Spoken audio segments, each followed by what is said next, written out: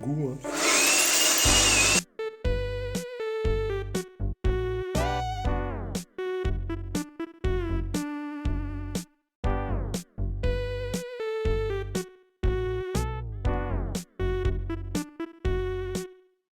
Salut à tous, bon je vais ouvrir une nouvelle chaîne de bricolage. Mais rigole pas déjà, ça commence mal. Basé sur le bricolage, hein, forcément. Euh, j'ai pas de magasin, ce magasin c'est pas moi. Vous notez, moi je travaille, hein, je suis un manuel. C'est pour ça que je suis fringué comme un clochard. Là c'est juste pour avoir un fond basé sur le bricolage pour les débutants. Et puis voilà.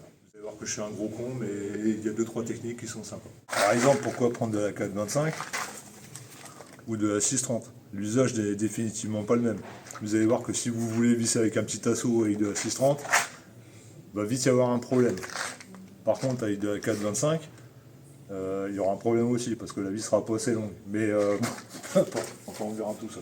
Une vidéo carrément intéressante et vraiment vitale à un moment. Vidéo d'unboxing de boîte de vis. Alors comme vous pouvez voir, on a vraiment un panel très très large. Hein. C'est vraiment, on n'a que l'embarras du choix, hein, comme Confucius dirait. Bref, vraiment de tout quoi.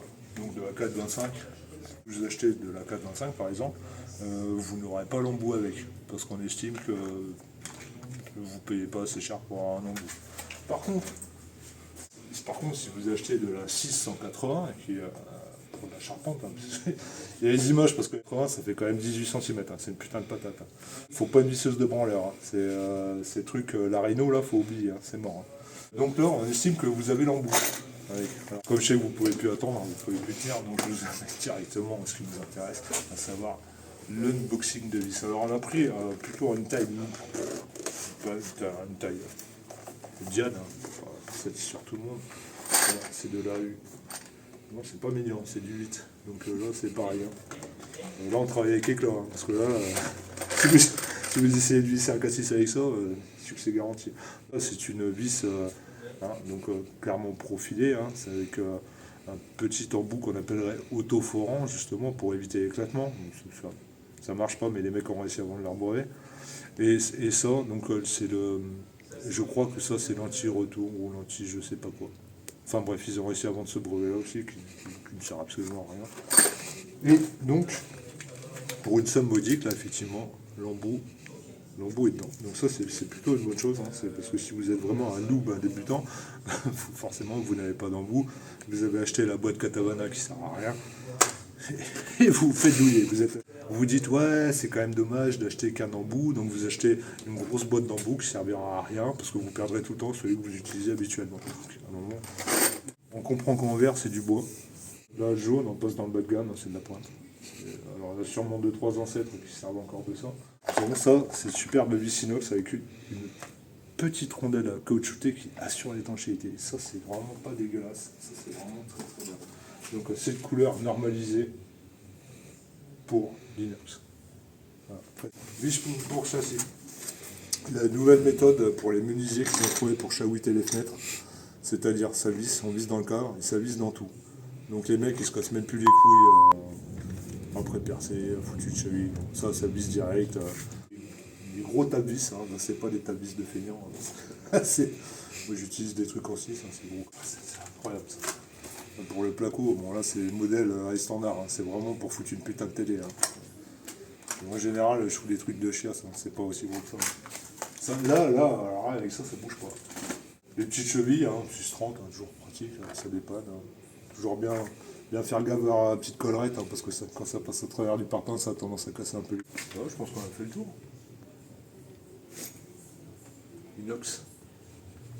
Code couleur.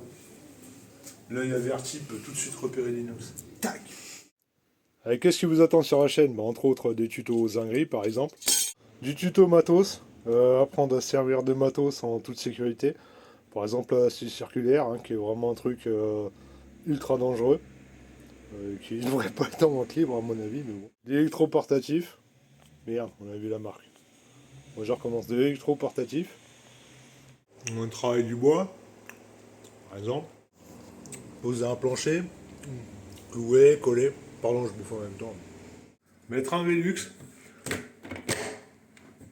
Poser un Velux, ça a l'air tout con, mais il y a des petites astuces à savoir et des trucs pour éviter de se faire. Changer un rouleau de papier toilette, parce qu'en 2024, il y a toujours des mecs qui ne savent pas quand on doit les changer quand ils sont vides. Poser une porte à galandage. Ça a l'air de rien, mais pareil, il y a des petits trucs à savoir. Des tutos sur comment apprendre à dresser un chat. Voilà, ça. Poser une plainte. Et faire un petit joint acrylique aussi, tant qu'à faire. C'est sûr que c'est pas trop dégueulasse non plus. Accrocher une merde sur du placo. Ou faire la potence, là, par exemple. Hein, des petites choses comme ça. L'électrifier. Mettre un interrupteur. Ça aussi, ça a l'air de rien, mais je me suis retrouvé à aller regarder des tutos des fois, hein, parce que je sais pas tout. Nettoyer des poutres. Qu'est-ce qu'on peut utiliser en dehors des trucs traditionnels, du sablage ou des trucs comme ça. Il y a des petites astuces aussi à connaître. La pose de fenêtre. Ah ouais, grand mystère devant l'éternel. Ouais. Ouais, alors là, c'est toujours des bonnes sessions de prise de tête, ça. Ouais, c'est pas moi, c'est lui, t'as pris la cote, blablabla. Ouais, les mystères. Les grands mystères de la fenêtre. Alors bien sûr, si des partenaires veulent déjà me soutenir et m'envoyer de la thune, hein, c'est avec grand plaisir que je prends tous les dons de Tiki Resto, chaque vacances. Je prends tout, même des poulets, des canards morts, enfin tout.